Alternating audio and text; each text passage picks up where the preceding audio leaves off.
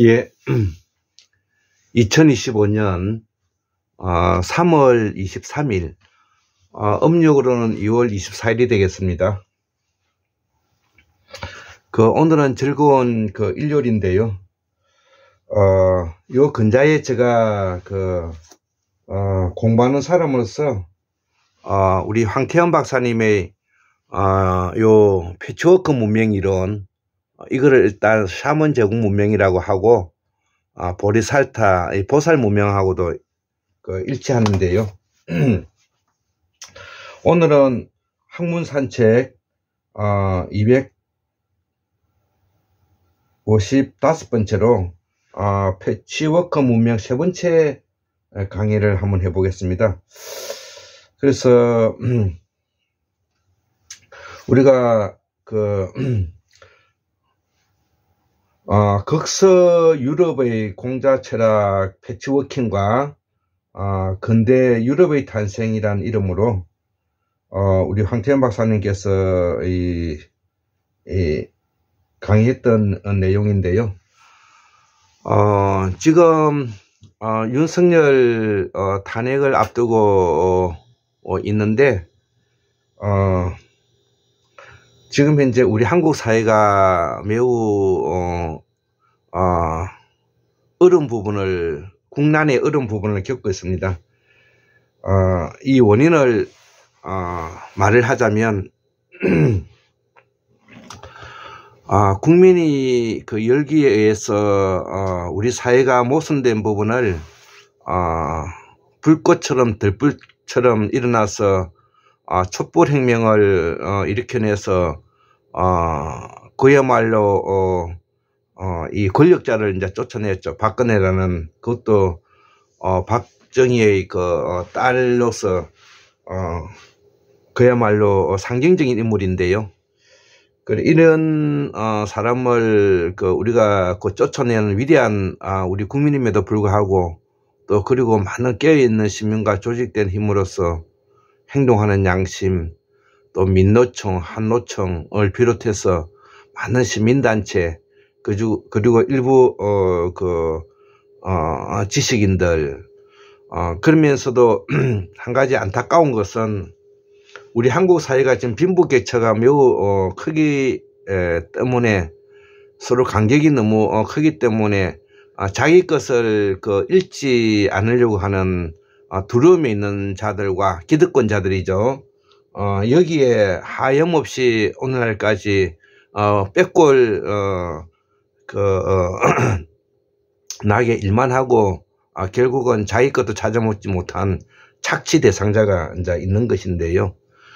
이 충돌이 이제 우리가 촛불혁명으로 활활 불타 올랐다가 문재인이를 대통령으로 이제 밀어 올렸죠. 이 문재인이는 그야말로 친구인 노무현 대통령이 서거하면서 자산을 이어받아서 본의 아니게 정치할 의사도 별로 없는 사람이고 정치 능력도 없는 사람이 본의 아니게 이제 대통령에 밀려와서 대통령이 되었는데, 이 인간이 가지고 있는 그동안의 공직자로서 직무를 담당한 사람으로서 어떠한 성과 책임을 가지지 못한 것을 우리가 뻔히 알면서도 우리가 국민들이 속은 것이죠. 그래서 문재인 정권 원전을 비롯해서 노무현 죽고 난 다음에 지금 현재 14년 동안에, 지금 현재는 16년이지만 어쨌든 한 14년 동안에 권력의 중심에 있었던 그야말로 운이 좋은 놈이죠. 근데 이 문재인은, 제가 영남 창녕 사람으로서 문재인을 어떻게 이야기하느냐면, 지금 현재 경남 양산 평산마을에 지금 있다고 하지 않습니까? 저는 노무현 대통령 봉하마을이 창녕에서 멀지 않기 때문에 한 2번이나 갔다 왔는데요. 지금 평산마을이 어디에 있는지는 잘 모르겠습니다. 그런데 이 문재인은 불경의 양산 평산마을에 있을 자격이 없는 사람들인 것입니다. 과거에 우리가 1896년도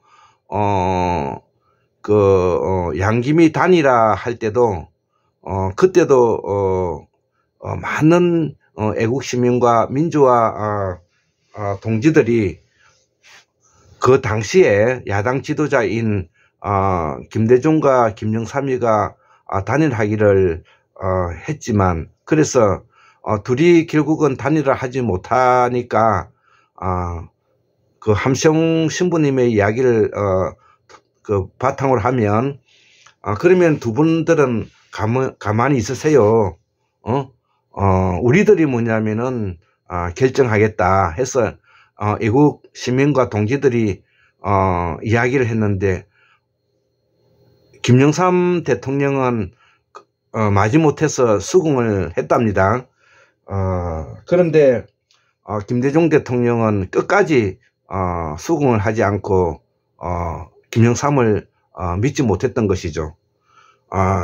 그래서 사람들은, 우리가 호남 정치인들을 보면 김대중이가 다 잘했다고 이야기를 하는데, 김대중이가 결정적인 실수를 한 것도 사실인 것이죠. 그래서 제가 영남 창녕 사람으로서 그 이야기를 하면은, 저 새끼 저거 영남 놈이니까 또 김영삼이 편든다고 이야기하는데, 그것이 아니고요. 그 당시에 있었던 팩트가 그런 것이고, 그 당시에 이 역사적인 고비에 이 김대중이 취했던 부분은 소화적인 것이죠. 그런 면에서 김영삼은 결국 3당 합당을 하게 되었고, 결국은 민자당이란 당을 만들어서 여당으로 뛰어드는 것이죠. 그래서 김영삼이가 결국은 그 IMF를 만들어서 나라가 절단하게 됐는데, 그 원인의 기반에는 민주화 세력들이 단일하지 못한 이유가 있고요. 그 이후에 촛불혁명으로 일어났던 이 문재인 정부 때도 이 호남이 낳은 기태, 태어나지 않아야 할 존재, 이 인낙연이 존낙연이 이 새끼가 뭐냐면은 호남의 정신을 배신하고 평생을 민주당 이름으로 호화호식하고 꽃길만 걸었던, 그야말로 제가 가장 싫어하는 비열, 비루, 비겁, 비참한 모습을 보여줬던 사람들이고, 이에 부하내동해서 민정수석으로 있었던 조국도 엘리트주의에 빠져가지고 사회 경험에 어떠한 기초를 하지 못하는 권력자로서 결국은 윤석열이 대통령에 올리게 했는 1등 공신이 되고 말았다고 하지 않습니까? 자, 그래서 지금 현재 우리 황태현 박사님께서도 계속 이야기하고 있는 서구 유럽의 계몽주의, 이성주의, 합리주의가 서구인들이 철학과 사상에서 나온 것이 아니고 바로 공명사상에서 나왔고, 그 다음에 공명사상은 물론이고 또 쇼펜하우어의 이야기를 토대로 해보면 인도 불교 철학 사상들이 이 서구 유럽으로 넘어가서 계몽주의, 이성주의, 합리주의로 넘어갔다는 이야기를 명백히 하면서도 우리는 그동안에 문자 사대주의에 빠져가지고 그 어떤 비판의식과 그 학문의 깊이를 우리가 연구하지 못함으로 인해서 지금 이제 공부하는 사람들이 모두 다 각계전투하고 있는 그런 입장에 놓여져 있지 않습니까? 저도 마찬가지고요. 저 스페인에서 공부하고 있는 고서 선생님, 대구에서 공부하고 계시는 박민욱 선생님, 그 다음에 우리 부천 상동에서 공부하고 계시는 유건천 선생님, 유연 선생님, 뭐 이런 분들, 문성서 선생님, 박인 선생님, 박문호 선생님, 최동수 박사님, 그 다음에 이런 분들이 자, 각자 지금 현재 각계전투하고 있는 중이죠. 자, 그래서 오늘은 극소유럽의 공자철학 팩트워킹과 근대 유럽의 탄생이라는 이름으로 앞서 시사했듯이 유럽의 극서 국가들은 극동이 유럽 문명을 패치워크하기 훨씬 이전에 극동의 문명을 먼저 받아들이고 자아 문명을 유교적 패치워크 문명으로 만들어 근대화했다. 르네상스는 서구인들의 선교사의 상인들을 통해 중국과 동아시아의 도자기, 비단, 칠기, 동양화 물감, 꽃무늬 벽지, 화투, 아이스크림, 총포, 화양, 나침판, 종이, 제지술, 지폐, 조폐술, 활판, 인쇄술, 주판, 조선 금속활자 등 수많은 물자와 기술을 수입하면서 이룩한 물질적 풍리를 바탕으로 고대 그리스 철학과 수학을 복원하고 기독교를 개혁하고 지리상의 발전을 이룩한 문예, 지식, 종교 개혁 운동이었다 이죠. 그러나 르네상스는 물질 문명적 패치워크 운동으로 그쳤다. 하지만 동아시아로부터 물질 문명만을 받아들인 13세기에서 16세기의 르네상스 유럽과는 달리 17세기, 18세기 유럽은 동아시아의 철학 사상까지 받아들였다는 것입니다. 그래서 지식, 교육제도, 예술 등 정신 문명, 특히 공자 철학을 받아들여서 기독교 신학과 그리스 철학을 비판하고 주변으로 밀어낸 일대 사상 문예 혁명으로 계몽주의를 일으켰다 이거죠. 1689년에 영국의 명예혁명으로 1789년 프랑스 대혁명에 이르는 100년 동안 유럽의 사상계를 풍미한 이 계몽주의란 실은 공자 철학의 유럽화 운동이었다. 계몽주의는 르네상스 때부터 중국으로부터 물질 문명만 수입한 것이 아니라 이제 중국과 동아시아로부터 정신 문명까지 몽땅 수입하여 서유럽의 전통적 사상 문화를 공자 철학과 짜집기 하여 완전히 혁신시킨 혁명적 사상 운동이었다. 이렇게 황태현 박사님께서 지금 적고 있다는 겁니다. 자, 그래서 우리가 황태현 박사님께서 말씀하시는 이 중국은 지금 현재 중공으로 이름을 바꾸고 황태현 박사님께서 말하시는 이 중공의 철학과 사상은 조선으로 이름을 바꾸어서 이해하고 설명하면 더 좋겠습니다. 자, 그래서 이 조선 문명은 사서상경을 비롯해서 샤먼 제국에서 이 봉건 제국으로 넘어오면서 있는 이런 철학인데요. 그래서 이 샤먼 제국에서 봉건 제국으로 넘어오는, 즉 다시 말하면 황제국에서 전제 왕권 국가로 넘어오는 철학이 이 사서상경들이 있다는 것이죠. 그래서 이 공명사상, 공자와 명자사상은 백성의 나라를 지향하고 있고 국민의 나라를 지향하고 있고 민본의 나라를 지향하고 있다는 겁니다. 이것이 핵심인 것입니다. 그러나 이 서구 유럽의 사회학자인 이 막스 베버는 서구의 탈주스라, 그러니까 서구와 이 주스라에서 벗어나야 된다.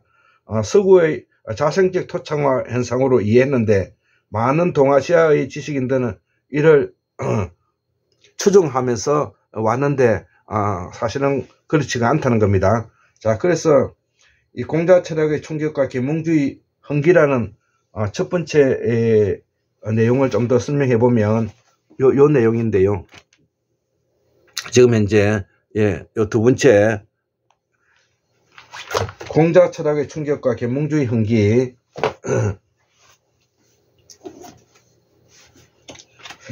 자, 한번 읽어보겠습니다.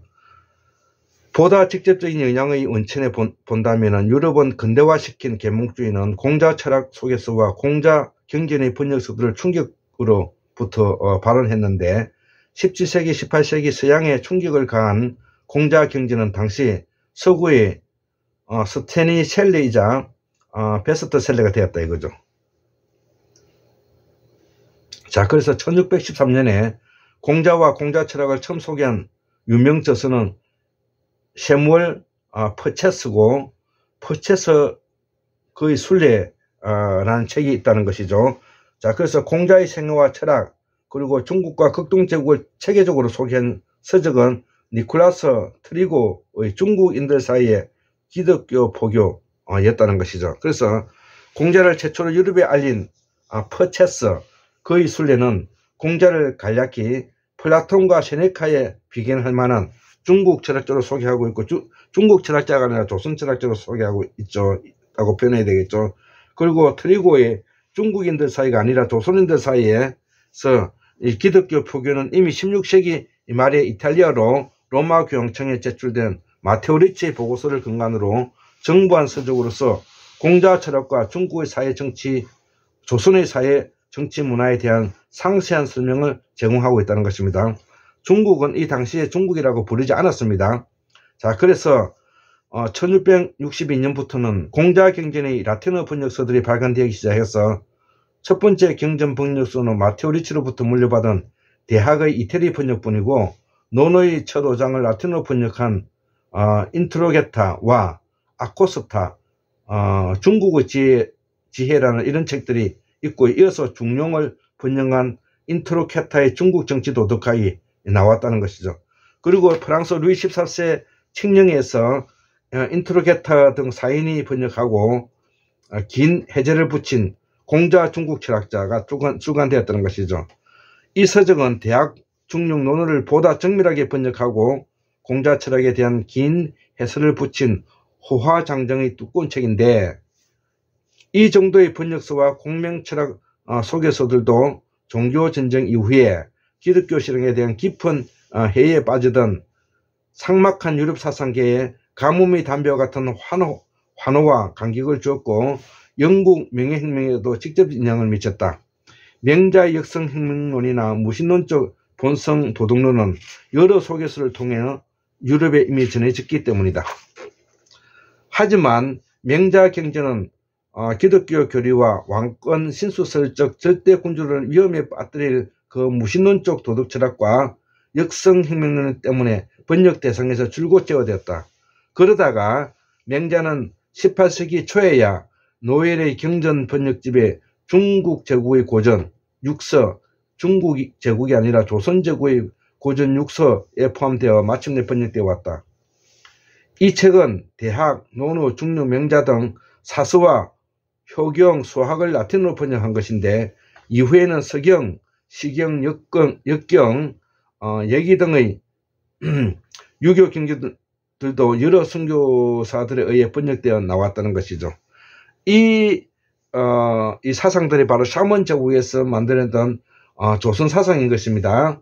그래서 공자 경전 번역사들은 모두 다 유럽 사상계에 공전의 히트를 기록했고, 이와 동시에 공자 철학에 대한 탄복과 찬사가 쏟아져 나오고, 공자 숭배와 중국 열풍이 조선 열풍이죠.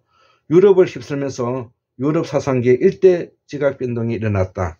이와 동시에 마침내 공자 철학과 동아시아 정치 문화의 충격으로부터 계몽주의가 강력하게 흥기하기 시작했고, 18세기 중반까지 세계에서 가장 부강했던 중국을 모델로 삼고 공자를 추앙하여 서유럽의 사상과 교육, 경제, 정치제도의 혁신, 즉 근대화를 꾀한 이 계몽 과정에서 가령 프랑스와 케네와 아담 스미스, 공자 철학의 무위이치,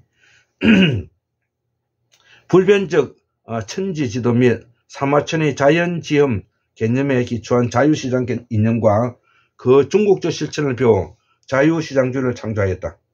당시 유럽의 공자라 불리던 케네는 레스페러, 자유방임으로 불력된 무위의 이념과 오르도르 나티렐의 자연지서로 불력된 천지지도와 자연지흠의 이념을 번역하여 중농주의적 자유시장 경제체제를 개안했다. 1770년대에 데이비드 훔이 더불어 중국을 세계에서 가장 부유한 나라로 평가한 아담 스미스는 공자의 무위와 케네의 자유경제 이념을 국부론에 받아들여서 레스페러를 자연적 자유로 영역하고 케네의 오르도르 나티렐의 개념을 매개로 공자의 천지지도와 사모천의 자연지음을 보이지 않는 손과 자연의 지혜로 번역하여 자유시장 이론을 수립했다는 것이죠. 동아시아에서 종교의 자유는 일상생활이고 유불선을 위시한 다종교와 무수한 종파들이 평화롭게 공존하고 있음을 잘 알고 있던 피에르 벨과 볼테르는 둘 다 동아시아의 종교 자유를 악용하고 유린하면서 그곳에서 유일불량만 일으키는 선교사들의 활동상을 지적하면서 동아시아의 선교사를 파괴하는 것에 반대하는 한편 공자의 인 관철 철학과 동아시아의 종교적 관용 정책으로 서구적 관용 개념을 발전시키고 유럽에서도 동아시아와 같은 종교의 자유가 인정되어야 한다고 주장했다. 벨과 볼테르는 동아시아의 종교적 자유를 관용하는 오늘날의 서양의 자랑인 보편 덕목 똘레랑즈로 번안한 것이다. 18세기 켄의 자유시장을 열렬히 지지하던 스위스 계몽주의자들 가운데 걸출한 천재학자 알브레히트 폰 할러는 1771년에 정치소설 우송황제 어느 아침의 나라 이야기를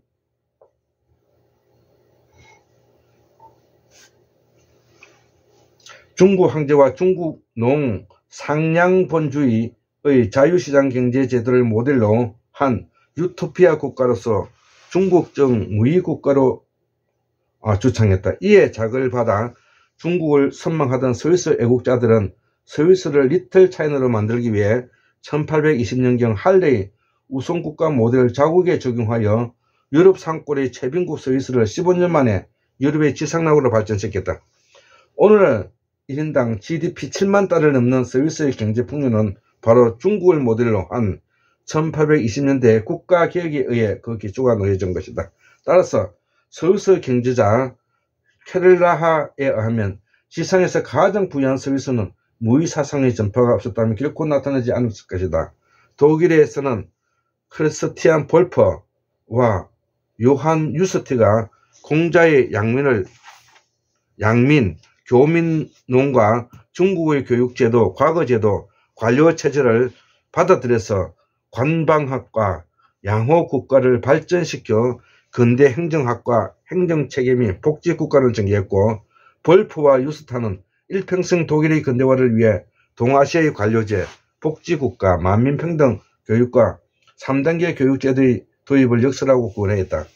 영국인들은 동아시아의 공자철학과 중국의 내각제적 제한군주정을 받아들여서 의회주의적 내각제를 발전시켰는데 1669년 이미 영국의 문필가금 건축가 존 웹은 중국의 유구성에서 중국의 유구성이 아니라 조선의 유구성에서 세상의 어떤 군주정이 바로 이성의 명령과 정치 원리에 따라 구성된 것이 있다면 그것은 감히 중국 군주정, 조선 군주정이라고 말할 수가 있다라고 극찬했고, 또 당대 최고의 정치가이자 윌리엄 템플경도 세계의 어떤 헌정체계에서도 경험할 수 없는 중국의 제도들, 조선의 제도들, 광대한 깨달음과 지혜에 의해 상한된 것으로 보이는 중국의 탁월한 제도를 다 열거하려면 끝이 없을 것이다 라고称賛하고, 또 공자철학에 의해 건설된 중국의 국가체제는 극한 능력과 극한 범위의 인간적 지혜와 이성 소환으로서 조직되고 관리되는 것처럼 보인다. 그리고 실제 다른 사람들이 바로 그 사변적 구상들과 유럽적 지혜적 상상적 도식들, 크셰포논의 국가 제도들, 플라톤의 이상국가, 우리의 근대 저술가들과 유토피아 구상들이나 오세아나식 이상국가들을 능가하는 것처럼 보인다라고 찬양에 마지 않았다.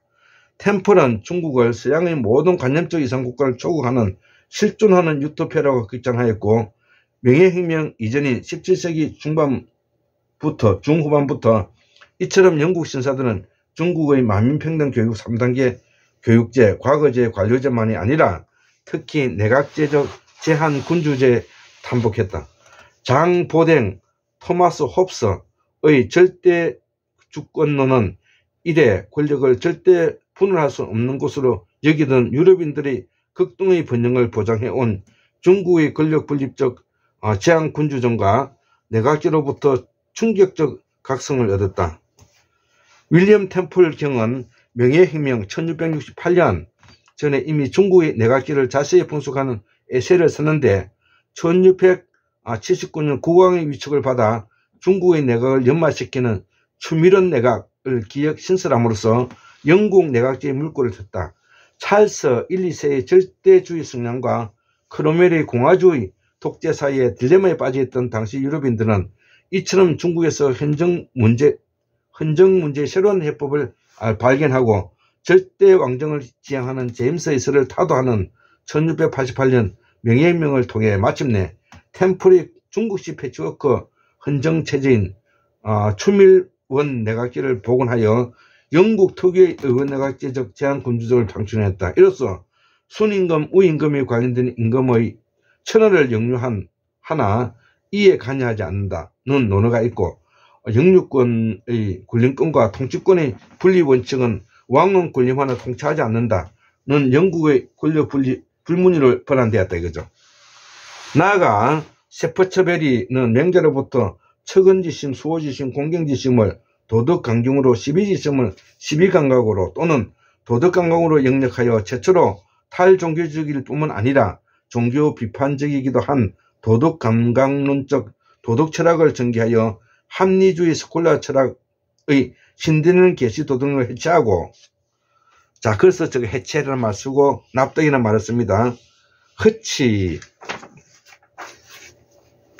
데이비드 훔, 아담 스미스, 그리고 19세기 찰스 다윈 등은 세퍼처 베리의 이 도덕 철학을 개성하여 영구 경험 특유의 근대적 도덕 이론을 발전시켰다. 그래야 심지어 흉, 아담 스미스, 다윈의 도덕 감정론에서도 공명의 영향이 감지됐는데, 가령 흉은 인성론에서 명제가 우물에 빠지려는 아이를 보면 누구나 척은지심을 느낄 것이라고 말했던 것과 유사하게 말발굽에 짓밟리는 사람을 보면 누구나 고통을 느낄 것이라고 말했고, 다윈은 불이 난 동안처럼 극단적 위험의 상에 어떤 사람이 동료 피조물을 순간에 주저도 없이 구하려고 노력하는 것을 예시하고 있고, 아담 스미스는 중과 화의 개념을 활용하여 이에 각각 대응하는 낮은 중도와 높은 중도의 개념을 전개하고 있다. 당대까지 공명철학은 특유의 공감, 감정으로서의 도덕감정과 도덕감각이 도덕의 단체라고 라는 생각을 아는 지구상 유일한 철학이었다. 18세기 유럽에서 공자 흠모와 동아시아 문화 열풍은 열광 그 자체였다. 이것은 케네에서 결정적인 영감을 준 프랑스 철학자 피에르 푸아브르의 다음과 같은 외침 속에서도 잘 드러난다. 우리가 지상에서 가장 강력한, 가장 부유한, 가장 행복한 주권자가 될 영광을 열망하는가? 북경으로 가라. 그리고 이성엽 자리에 권제에 앉은 필멸자들 중 가장 위력적인 분을 응시하라. 그분은 명령하지 않는다. 그분은 가르치신다. 그분의 말씀은 구속이 아니다. 그것은 정치의 현명의 준칙들이다. 여기서 그분은 바로 공자를 가리킨다. 당시 수많은 사람들의 머릿속에 이처럼 프랑스 구호는 중국 정신에 의한 프랑스의 수준 향상에만 있다는 거의 미신에 가까운 확신이 들끓었던 것이다.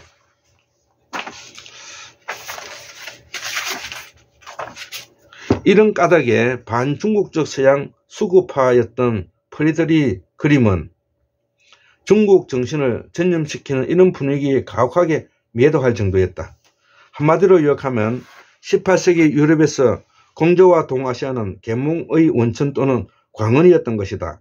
그들은 동아시아로부터 관용철학과 종교 사상의 자유, 도덕감정, 본성적 도덕철학, 자유시장과 복지국가, 권력분립제와 제한군주제, 공무원 시험제도와 관료제, 만민평등의 3단계 교육제도와 신분해방 등을 받아들여 패치워크한 것이다. 유럽은 18세기 말까지도 수많은 여성들을 마녀로 몰아 화형시키고 수많은 서적들을 마귀의 척으로 판문하고 분수했다. 계몽철학자들은 이 신들린 유럽을 유교 문명과 패치워크하여 세속화, 인간화하고 저 새로운 사상들을 기한하고 구현한 투지를 발휘했던 것이다. 르네상스 시대 중국으로부터 들어온 선진적 물자와 기술을 접하면서 수준 높은 다른 문명이 존재한다는 사실에 눈을 뜬 서구인들이 개방성과 자기 비판 능력을 발휘하여 천년의 정체에 빠져있던 기독교 문명을 유교 문명의 요소들의 패치워킹을 통해 계몽하고 유럽의 근대화를 추진한 것이다.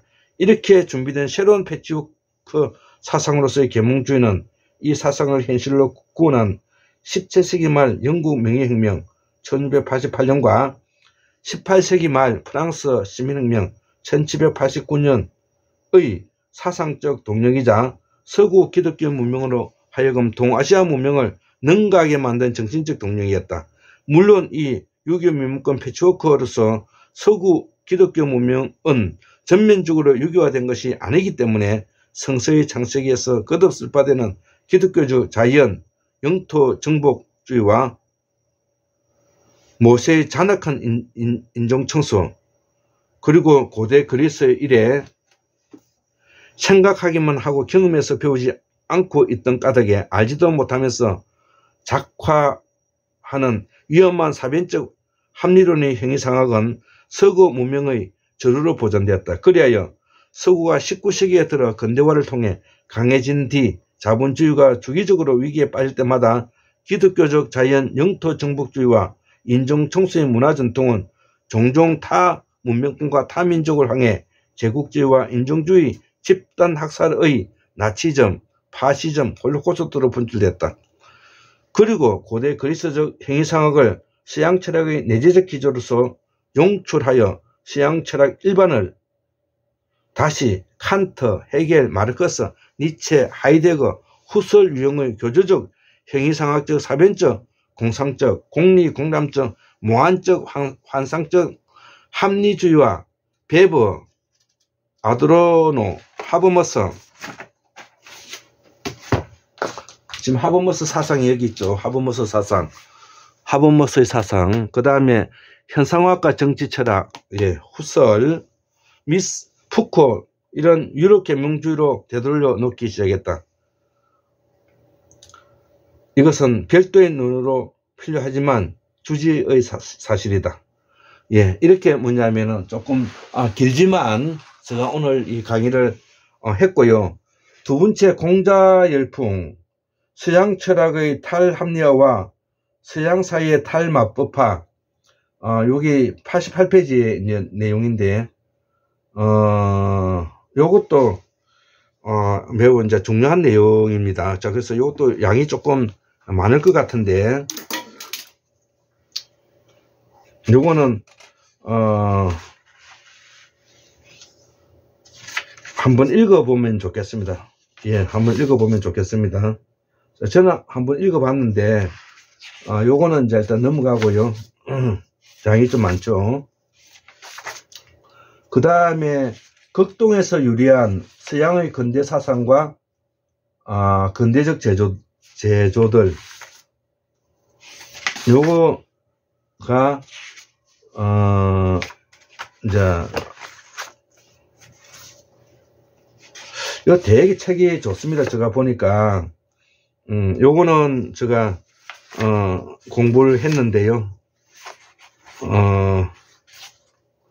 한번 읽어보겠습니다. 요거는 또 중요한 내용인 것 같아요. 요겁니다. 요 지금 현재 제가 빨간 줄을 치놨던 요 부분입니다. 극동에서 유래한 서양의 근대 사상과 근대적 제도들. 자, 세 번째,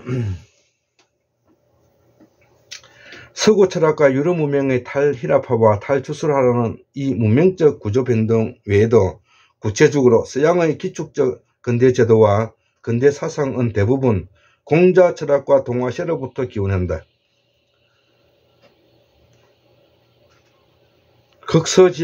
극서지역의 이 극동의 유교 철학과 정치, 사회, 문화로부터 극동의 유교 철학과 정치, 사회, 문화로부터 패치워킹한 내용을 일부 중복되더라도 항목부를 정리해보자. 그래서 근대적 자유 이념으로서 첫 번째, 근대적 자유 이념으로서 그리스 로마 철학자들은 노예 소유주로서 자유신분이나 가부장의 자유만을 논했다. 그리고 주지하다시피 이들은 개성한 근대적 서양 철학자들도 주인과 지배자, 남편과 아버지의 자유와 지배, 권력만을 논했고 노예, 하인, 여성, 어린이나 백성들의 자유를 인정치 않았다. 그래 이들은 모두 정부는 절대 군주정이다. 어떤 인간도 자유롭게 태어나지 않았다. 우리는 모두 노예로 태어났고 우리는 계속 노예여야 한다는 명제들만 되뇌겠다. 즉 이 이전의 서양 철학자들은 모두 인간은 하나님의 종이다는 기독교 교리를 정치에 적용한 것처럼 들리는 이런 명제들로서 백성을 좌지우지할 시자의 자유와 백성의 노예적 종속을 태생적인 것으로 당연시하는 논변만을 전개해왔다 이거죠. 이에 정반대로 공자와 명제는 백성의 자유, 백성의 나라, 민본의 나라, 국민의 나라, 백성의 자유와 자치를 여러 가지로 논했지만 주인이나 세자의 자유와 지배 권력에 대해서는 언급도 하지 않았다. 공자는 가령 자기 없이 다스리는 자는 순임 금이었도다 라고 순임금은 무의이치자로 참여했다. 여기서 자기가 없다는 것으로 옮겨진 무의는 하게 하거나 하지 못하게 하는 자기적 강제가 없다는 뜻을 뜻하므로 적극적으로 이 강제적 자기를 없애는 것을 뜻한다. 인토르게타 등은 가장 권위적으로 공자 경제의 번역서, 공자 중국 철학자에 아무것도 자기하지 않으면서도 다스린 자는 순임금이 아닌가 라고 옮겨 넣었다. 그리고 노엘은 논어 등 육서를 완역한 중국 제국의 고전에서 이를 아무것도 자기하지 않는 듯 하면서 가장 잘 다스릴 수 있었던 자는 실로 순임금이 아니었던가로 옮겼다 이거죠. 그래서 1687년, 1777년의 이 두 라틴어 번역은 비록 정확하지 않을지라도 무의 개념을 유럽에 정착시켰다 이거죠.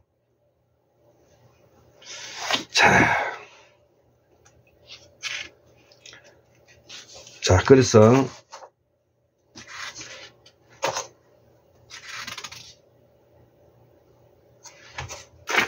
여러 가지 이 사상적인 부분들을 우리가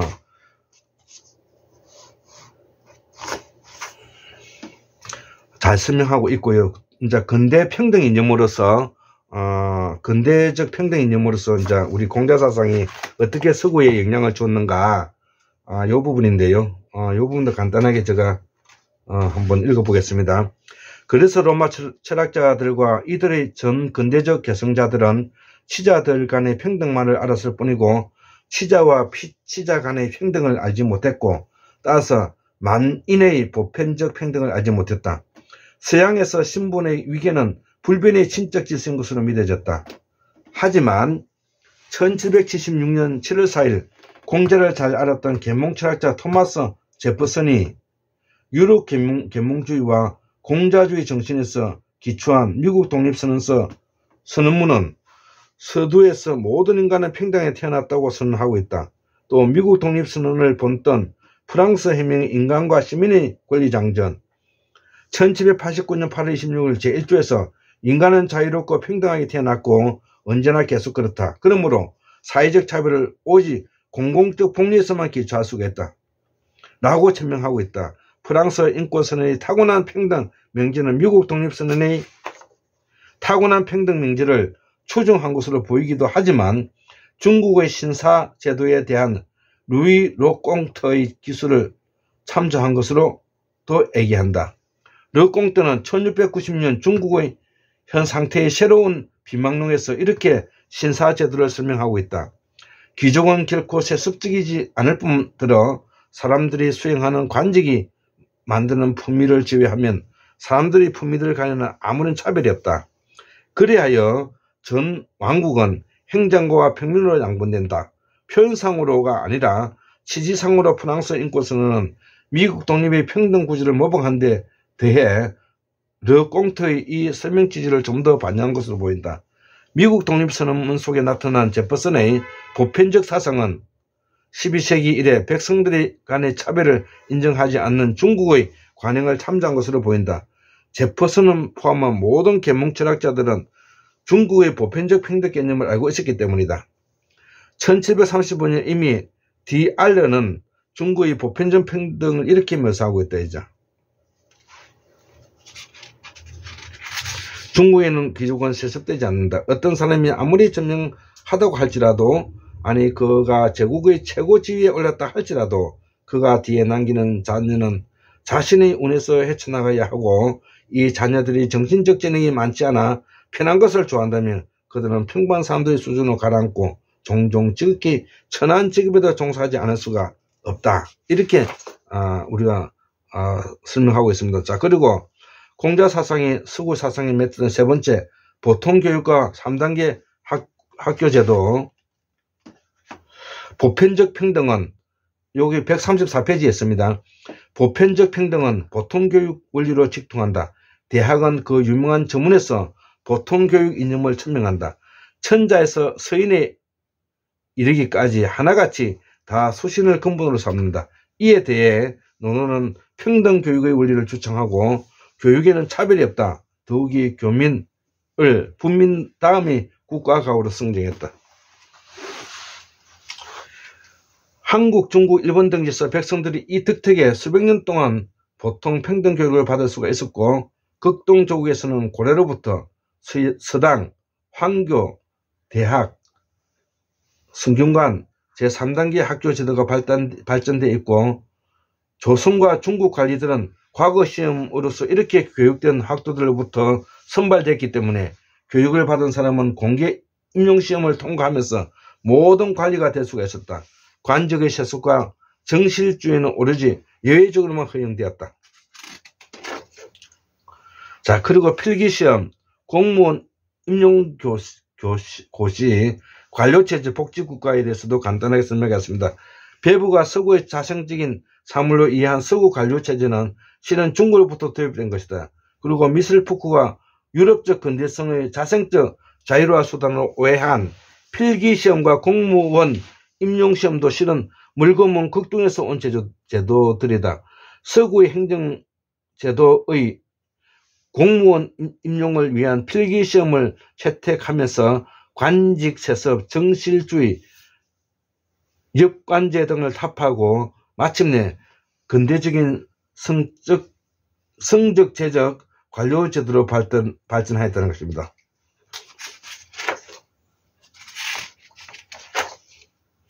자, 다섯 번째, 자유시장경제도 영향을 주었는데요. 켄네는 공자의 적극적인 시장 개설론과 명자의 무의이성의 무의시장론, 그리고 사마천의 자연지험의 무의자연적 시장이론 및 동화 전체의 농본주의로부터 중농주의적 시장경제론을 도출하여 역사상 최초로 근대 경장을 창시했다. 공자는 시장을 근본적 재화, 교류, 분배기구로 이해하고 국가가 적극적으로 시장을 이런 것에 관해 입론했다. 예, 이런 시장경제에게 공자사상이 영향을 주었다는 부분이 있고요. 여섯 번째, 내각제 권리분립 계몽군주제. 윌리엄 템플은 위에서 시사하듯이 명조에서 발탁된 내각제를 영국에 도입하여 근대의 내각제를 물꼬를 쳤다. 몽터스키에가 법의 정신에 정식화된 영국의 권력분립은 무의이치, 치근자치, 영유권과 통치권의 분립이치로서 영유하나 관여하지 않는다는 무의이치의 원칙 등으로서 정당화되는 공자의 권력분립적 제한군주제 이념에 기원했다. 상술했듯이 The king regents but does not govern. 이란 영국의 불법 헌법은 임금은 천하를 영유하나 이에 관여하지 않는다는 논어 명제의 영역으로 짐작이 된다는 것이고, 일곱 번째, 관념과 세계주의적 인도주의적 영향을 또 미쳤다는 겁니다. 이게 되게 중요한데요. 볼테르는 공자의 공감, 사랑으로서의 인, 그리고 사회동포의 주의로서 극구 찬양했고요. 그는 이 준칙들로부터 세계주의적, 사회동포주의적 인도주의를 도출한 것으로 보이고, 그리하여 그의 인도주의적 유럽의 인도주의는 결정적으로 공자주의 풍미를 맞는 점에서 지닌 것이다. 나아가 무제한적 관용의 공사자성과 관용으로부터 일반적 관용의 근대적 관용 개념을 발전시켰고, 공자는 역경에서 천하에 무엇을 근심하고 무엇을 걱정하라, 천하는 같은 데로 돌아오는데 길을 달리할 뿐이다. 하나로 되는데 생각을 100가지로 할 수 있으니 천하에 무엇을 걱정하라. 이런 내용이 이제 있고요. 그 다음에 혁명의 권리 또는 저항권이 이제 여기서도 나오는데, 공자 사상에서 나온다 이 말입니다. 원래 서양에서는 백성의 혁명의 권리와 의무에 대한 관념 자체가 없었는데, 유럽인들은 왕을 간쟁하거나 탄핵할 수 없었다. 왕은 왕권 신수설에 의해 신생했기 때문에 17세기, 18세기 영국 의회조차도 국왕이 아니라 그의 측근 장문들만을 비판했다. 찰스 1세를 채용한 올리버 크롬웰의 무덤은 왕정 복구 전에 완전히 흔적 없이 파괴 인멸됐다. 영국인들은 1688년 이 사건을 60년, 80년 동안 혁명이 아니라 왕의 탈주 또는 퇴위라고 불렸다. 17세기 내내 이러한 말은 주류에서 상대하면 과거로 돌아가는 복구를 뜻했다. 오직 공자와 중국을 알고 있던 존 로커 등과 같은 단 10명의 급진주의들만이 1688년의 사건을 폐위 또는 혁명적 의미로서의 리볼레이션 혁명이라 불렸다. 급진적 휴거단과 존 해퍼던이 1689년 처음으로 명예혁명이라는 명칭을 사용했다. 그러나 여러 세대 동안 학자들은 이 명칭이 1700년 다시 나타나서 대중적 선호 속에서 완전 정착했을지라도 이 명칭의 사용을 거부했다. 로크만이 홀로 저항권 또는 황명권을 식민정치 이론에서 이론화하려고 애썼을 뿐이다. 예, 아주 좋은 글들이 다 이렇게 되어 있네요. 자, 그리고 이제 마지막 근대성에 대한 근본적인 재성찰 154페이지인데요.